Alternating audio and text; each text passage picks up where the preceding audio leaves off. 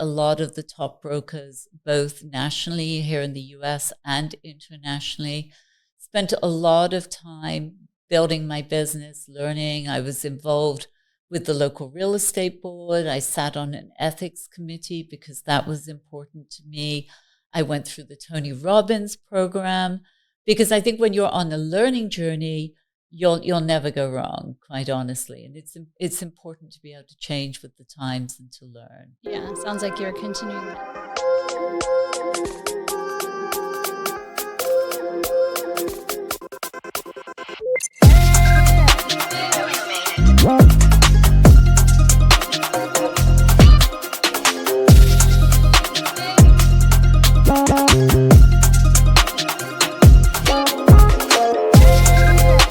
Meet Julie Jones. She is the VP of Ultra Luxury Sales at Douglas Elliman. Not only is she an icon in the South Florida area, but she is a top luxury real estate agent. She believes that ultra luxury is time well spent.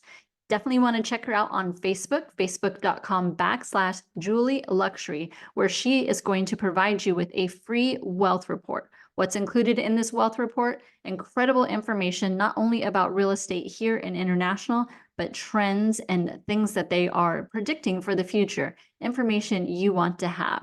For over 2 decades, Julie has been helping society's most accomplished, high-profile individuals with their real estate needs. She prides herself on elevating her clients' quality of life to new heights, giving them access to the most exclusive properties available.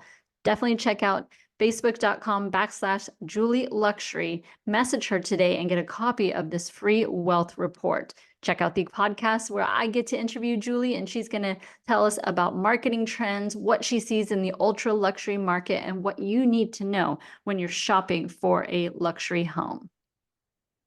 Hello, Empower Nation. Welcome to Empower Her Money podcast. I'm your host, Angela Duncan. Today's episode is sponsored by Julie Jones. She's also my guest today. She is the VP of Ultra Luxury Sales at Douglas Elliman. She's a top luxury agent in the world. And we are going to talk about this. This is a wealth report and how you can get a free copy. It's got incredible updates internationally and both here on the real estate market, some trends, some things to look out for. She's going to share all of those incredible details and information with us today. And if you visit her Facebook, so facebook.com/Julie Luxury, she's going to give you a free copy of this wealth report so that you can read it and get the updates that you are looking for in the real estate market.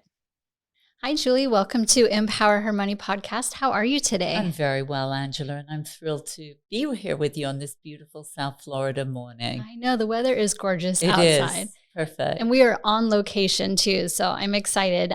But Julie, I would love for you to first start off with your story. Talk about how you got into real estate. I'd be thrilled to tell you that. It's a story that spanned over the last 2 decades, and I actually started real estate as a part-time venture, which I think a lot of people believe they can be a real estate professional part-time. But if you're serious about it, it's like any other profession.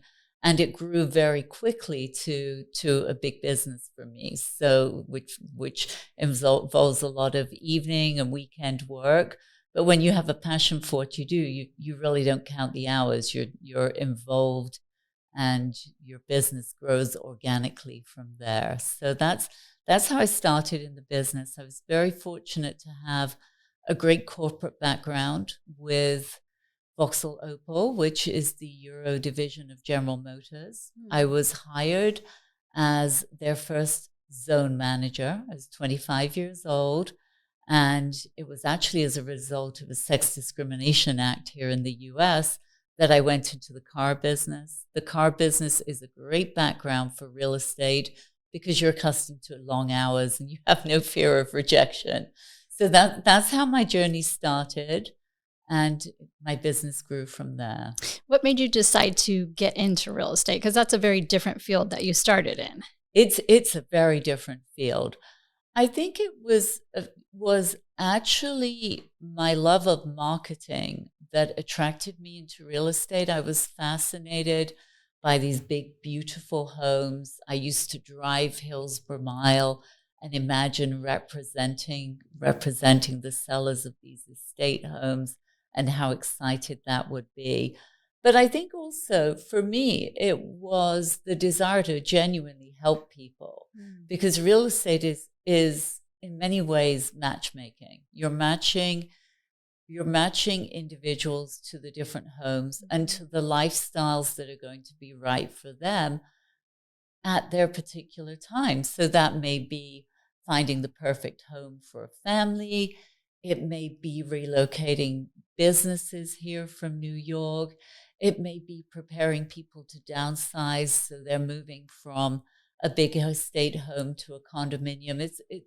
And then one of the huge rewards has actually been working with people, them working with their kids, and now I'm seeing their grandchildren. So it's multi-generational. It's incredibly, it's a very rewarding business, especially for women. 84% of realtors across the US are women. That's interesting to know. When you first started in real estate, being where you're at today, you're one of the top luxury agents in Florida. Did you start in luxury? And if not, how do you transition from not being a luxury to now being a top agent in luxury? You know, Angela, it's a great question. And I wish I could tell you the magic recipe, but it's an apprenticeship, just like so many other professions. And I started just as most agents start, working on rentals. And I think my first sale was a condominium for $35,000. My highest sales have been in the 20 million arena now. So it's a process, but I was very fortunate. I worked for top brokerages. I also spent a lot of time in the office fostering relationships with the top producing agents, because I think you learn best through mentorship, but you have to be out in the trenches like any business. You're going to make mistakes. You're going to have great experiences. You're going to have frustrations. I was very fortunate. My desk was relocated next to a top producer. So I would start helping her with open houses. Then she would entrust me with showing her listings. I watched how she marketed. I listened to how she negotiated.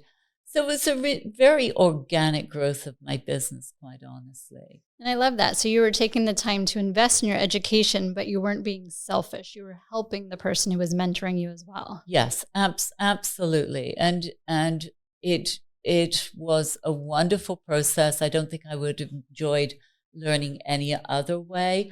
I also spent a lot of time educating myself. I joined an association called the Who's Who of Luxury Real Estate, met a lot of the top brokers, both nationally here in the US and internationally, spent a lot of time building my business, learning. I was involved with the local real estate board. I sat on an ethics committee because that was important to me.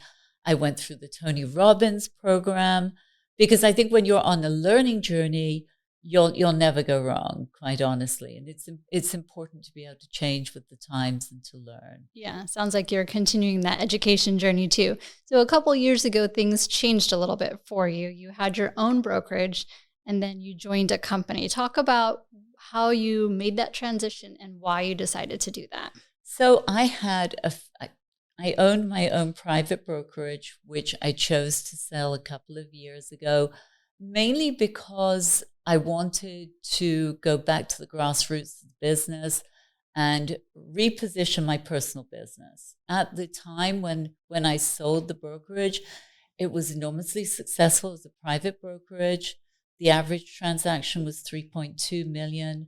My average listing at that time was 7 million. But I wanted to refocus on my own business and also to have more of a life balance. And I think that women especially have to continually adjust their lifestyles to achieve that balance. You know, we work very hard raising our kids, building our business. I felt like I had 33 kids at that time.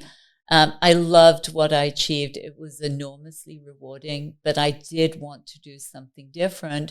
I also felt that Elliman had a lot to offer in terms of national and international referrals. How can you go wrong with a company that represents the Waldorf Astoria and the top brands throughout the country and is located in all the top places? So I grew my private brokerage as far as I could, but I wanted to be in a bigger arena. So it's been very exciting. And I'm sure that's been beneficial for your clients as well. Absolutely, absolutely, because now they have the national and international exposure that I could not bring them from a private brokerage. So you're absolutely right, Angela. It's been a win-win all the way around. Good. Now you've got a report in front of you. It's called the Wealth Report. Can we talk a little bit about what that is and how that helps your business? Absolutely. And this is such a wonderful report, and I look forward to sharing it with your audience. I'm always excited to see this. So annually, Knight Frank, which is the global division of Douglas Elliman, produces this amazing report about global wealth and how it pertains to real estate, both residential and commercial real estate. They also identify a lot of the major trends. And this report has really exciting news for women throughout the world, because it appears that that wealth, the ultra high net wealth, is definitely on the increase. So last year it increased globally by 4.2%. It's actually anticipated that global wealth will be increasing by at least another 20% between now and 2028. And for me, that's very exciting to see women's wealth increasing as well. And I noticed that the average ultra high net worth individual has about 29% of their overall portfolio is in their real estate. And Angela, you commented on how that changes in relation to their business ownership as well. So this particular report offers a lot of information on where people are spending their money and whether they're spending it on collectible cars or art or jewelry. It identifies markets that are increasing. I noticed that the Miami market is up year on year by 6.5%. We've also seen a lot of increases in Broward, and just the whole attitude towards Fort Lauderdale luxury real estate has hugely changed. Yeah, and it's awesome that it's a report that's provided to you. And towards the end of the show, we'll let the audience know how to grab that from you. But it's also accessible to the audience too, which is great. Absolutely. Because it is important for them to understand what's going on in the world so that they can make proper investment decisions here too. Yes, absolutely, for sure, Angela. And you're never too young to start planning your financial future. And I think I encourage women to own real estate, own it for themselves. Don't wait thinking that you have to wait until you're a certain age or a certain income bracket or until you get married or you have a partner to own real estate. I've owned real estate since I was 19 years old, and I would always want to have real estate in my portfolio. Yeah, you and I agree on that. Real estate is the best investment. It is for sure. What do you see next for you as your brand continues to grow and you help more clients? What would you like to see from your own team? In terms of what I see next is I really believe that often the riches are in the niches. So for me, I was retained by Elliman. I have a very unique title as the Vice President of Ultra Luxury Sales. So I am looking forward to developing that role in terms of representing Broward's finest water and oceanfront properties, developing my marketing onto more digital platforms, getting out into the community more as well, because I think there's a lot of responsibility as a realtor, and it really, the price almost becomes irrelevant because your responsibility is to protect the asset, the value of the asset of your customer, and to bring them the best result that the market will bear at that time. And to be very honest about the values as well, because the market has changed from the pandemic-driven market to a more normalized real estate market. So it's constant management of expectations, the expectations of the seller and the expectations of the buyer. Yeah. So you just touched on market changes. I would love to hear your opinion. From the date of this podcast, there have been some changes in the real estate world, specifically around the NAR ruling. What do you think that will impact the real estate industry? It's very interesting because obviously as realtors we're still gathering information. It's a bit of a fluid situation at the moment. But I think it's important, Angela, to remember that commissions have actually always been negotiated. For as long as I've had my license, commissions have been negotiated. What is the main industry change is going to be total transparency. Mm-hmm. So now, and it should be that way, quite honestly. I've never been worried about disclosing my commission or burying it in a contract or hiding it. I've always been very transparent, but that's my approach to the business. It's not everyone's, and that's why the changes are going to take place. There's going to be an additional layer of disclosure so the buyers will rightfully understand the fees that are accrued during their transaction.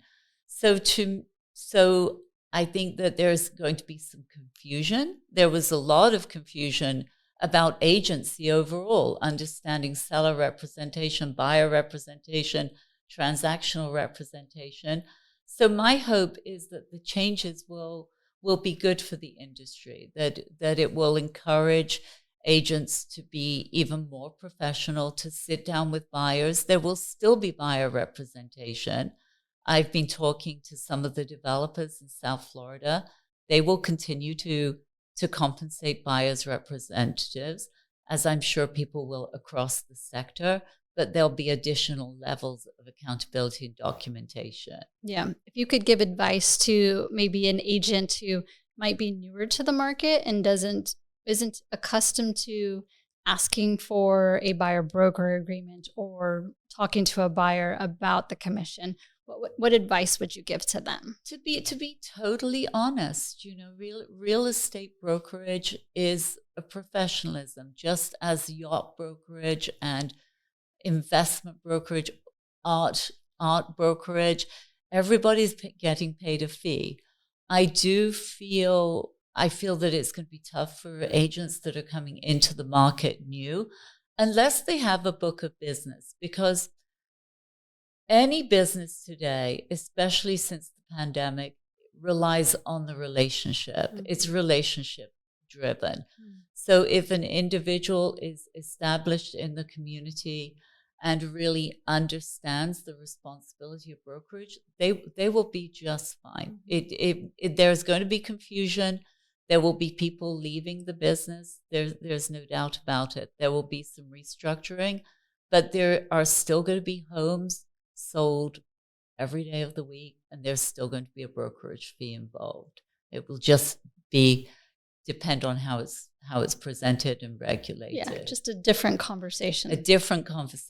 And conversations change just as markets change. I actually worked through the 2008 and 2009 markets. Mm. I remember the investors returning to the market. And so I'm accustomed to change, and ultimately they tend to work out to be for the best. Very nice. So switching back to the luxury market, what do you think? South Florida is kind of unique in a way that it's much different than other parts of the U.S., and we have still a lot of population growth. What do you think you see happening in the South Florida market? I'm fascinated by the South Florida market because there's so much diversity, mm-hmm. from somebody who wants to live on the ocean to the latest trend of downtown living, the increasing emphasis on walkability, mm-hmm. and sense of community. Fort Lauderdale as a city just continues to improve. We've attracted a lot of wealthy brands in terms of Auberge. The Four Seasons have come to the city. Pompano Beach is now seeing the Rosewood, the Waldorf Astoria, and other Ritz-Carlton. So we're seeing increasing growth and opportunity.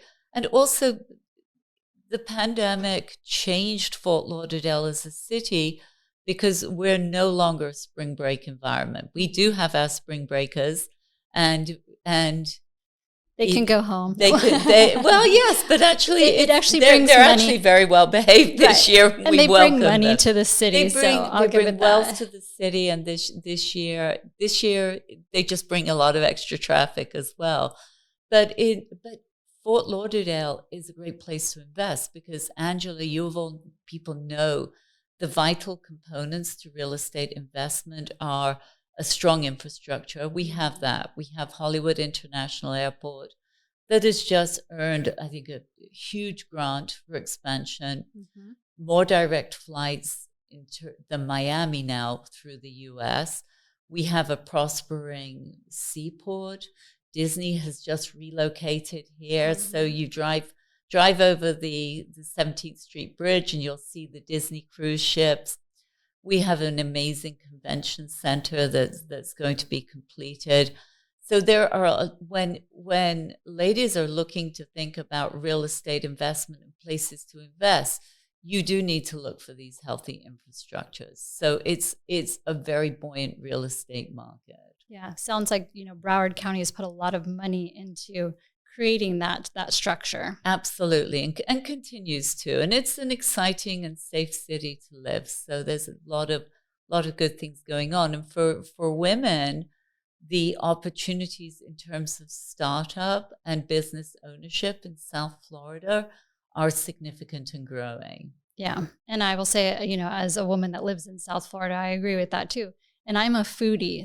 And I love activities, the arts, music. We have tons that go on in this area too. We do. And that is relevant to our beautiful tropical climate, because here you can walk out the door without a jacket. You don't have to clear ice off your car. You don't have to worry about not being able to go out jogging or boating. And so the year-round tropical climate opens a lot of opportunities to be extremely active. And I think that's why people move there. Yeah. The wealth report, I'm going back to it because I'm really fascinated by that.